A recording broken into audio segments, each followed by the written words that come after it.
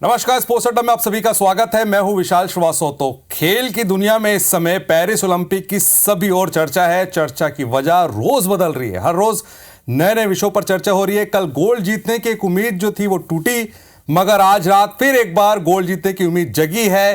पूरा अपडेट बताएंगे कि कौन गोल्ड जिताएगा, ये पूरा अपडेट बताएंगे। मगर स्पोर्ट्स अड्डा में पहले बात क्रिकेट की कर लेते हैं।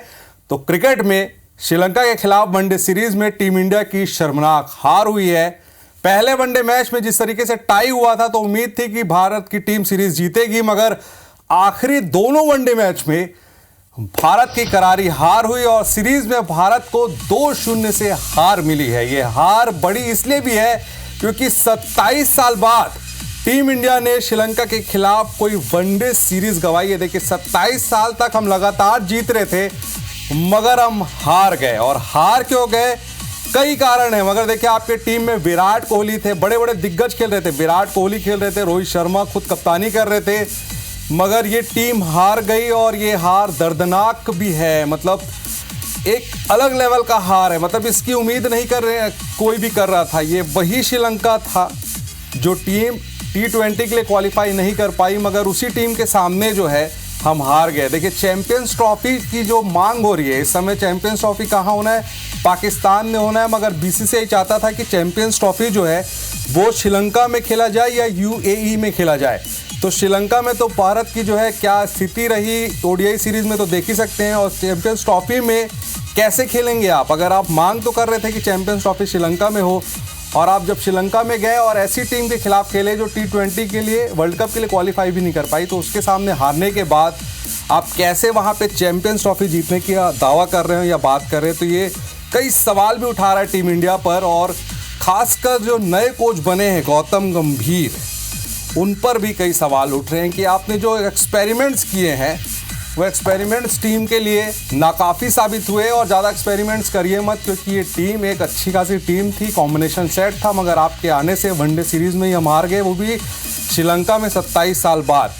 क्या कुछ कह रहे हैं हारने के बाद कप्तान रोहित शर्मा, सुनते हैं।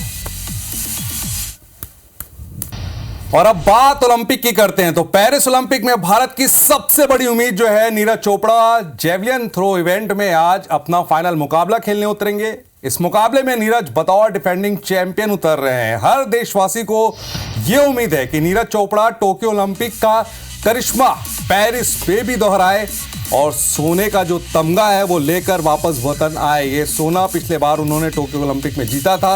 अगर आज नीरज चोपड़ा गोल्ड मेडल जीतते हैं तो वो लगातार 2 ओलंपिक गोल्ड मेडल जीतने वाले भारत के पहले खिलाड़ी बन जाएंगे। और हम सभी को उम्मीद है कि वो जीते, क्योंकि इतिहास में ऐसा 4 दफा हुआ है जब 4 जेवलिन खिलाड़ियों ने ये इतिहास रचा है कि उन्होंने लगातार 2 ओलंपिक में 2 मेडल जीतकर दर्ज की है। तो उम्मीद है कि आज नीरज चोपड़ा फाइनल का जो मुकाबला खेलेंगे उसमें ऐसा उनका थ्रो जाए कि थ्रो जो है सीधा गोल्ड को लेकर आए। और पिछले बार 2021 में जो टोक्यो ओलंपिक 2020 हुआ था, 2021 में हुआ था, कोविड के कारण वो डिले हुआ था, उसमें जब उन्होंने गोल्ड जीता था। तो उम्मीद इस बार भी है कि भाई आज भी वो गोल्ड एक बार फिर जीते।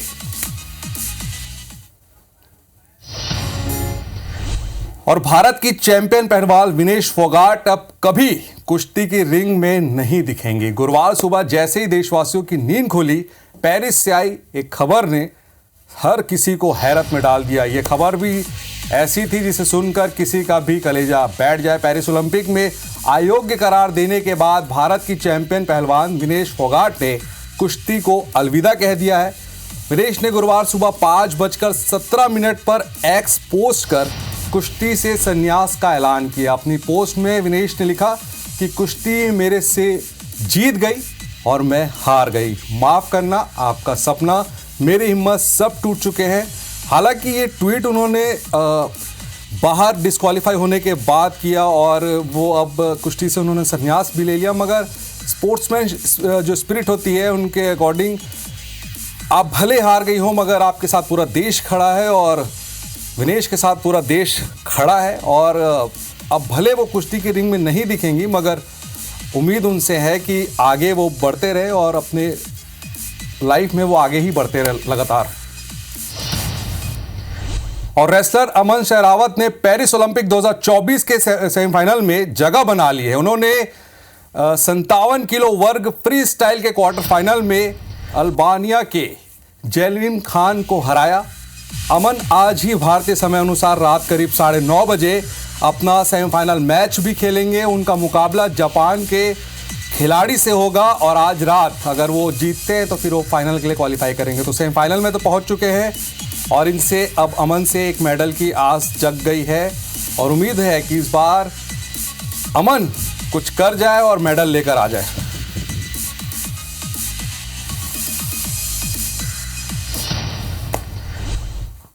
आपने चोट या फिर नियमों का पालन नहीं करने के चलते खिलाड़ियों को ओलंपिक से बाहर होते देखा होगा, लेकिन क्या आपने सुंदरता की वजह से किसी खिलाड़ी को ओलंपिक से बाहर होना पड़ा हो, ये ऐसा सुना है?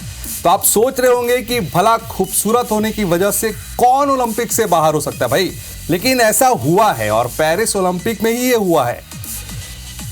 पराग्वे की महिला तैराक को सिर्फ इसलिए वापस घर भेज दिया गया क्योंकि वो बेहद खूबसूरत थी और उनकी खूबसूरती दूसरे खिलाड़ियों के लिए ध्यान भटकाने वाली थी। इस महिला तैराक का नाम जो है वो लुआना है और अलोंसा ने अपनी सुंदरता से पेरिस ओलंपिक में कई लोगों का दिल जीता था और यही खूब उनके लिए जो है ये जो खूबी रह गई वो महंगी साबित हुई। उनकी खूबसूरती उन पर भारी पड़ गई और एक डिसीजन आया कि आप अब बाहर जाइए, आप इस पेरिस ओलंपिक में नहीं खेल सकती। तो सुंदरता जो है उन पर भारी पड़ गई है। और पेरिस ओलंपिक 2024 में अब तक किस देश के पास कितने मेडल हैं, अगर आपको जानना है तो आप ये टैली देखिए। सबसे ज़्यादा मेडल जो है वो यूएसए के पास है, 95 मेडल्स हैं उनके पास और 27 गोल्ड मेडल है।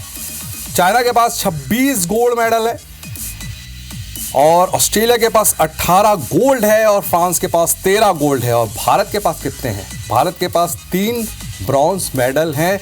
उम्मीद है कि हम जो है थोड़ा सा ऊपर आए। अगर आज नीरज चोपड़ा जीतते हैं तो एक गोल्ड का कॉलम जो खाली दिख रहा है वो आ जाए। तो स्पोर्ट्स अड्डा में आज के लिए बस इतना ही। मुझे दीजिए इजाजत। नमस्कार।